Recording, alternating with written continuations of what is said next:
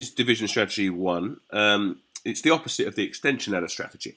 So when dividing by 10 or 100 or 1,000, you move the decimal point to the left. And the number of places that you move the decimal is the same as the number of zeros in the divisor. So it's just like you moving it the other to the right when you multiply, you're moving it to the left when you divide.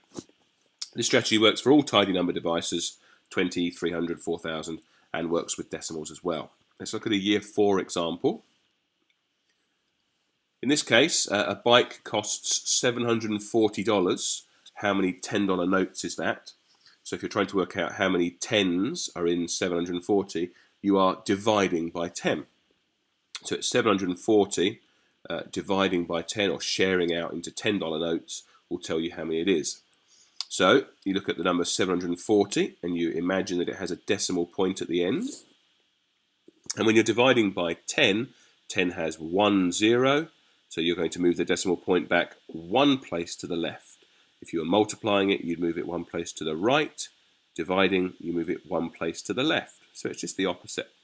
So this one, the decimal point slides along and goes in there, and the answer is 74, or 74.0.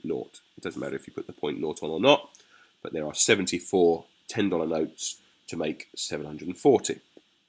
Question 2, how many hundreds are in 7,400? Again, you write out 7,400. This time you just want to find out how many hundreds are in it, so you're dividing it up into hundreds. Again, put a decimal point at the end, and then this time you've got 2 zeros in the divisor, 2 zeros, so you're going to move the decimal point 2 places. And again, you can see it falls in there after the 74, and the answer is also 74, or 74.0, or 74.00. It doesn't matter, the answer is 74. There are 74 hundreds in 7,400. Let's look at a different number. Your fish weighs 4,300 grams. How many kilograms is that? Remember, there are 1,000 grams for every kilogram.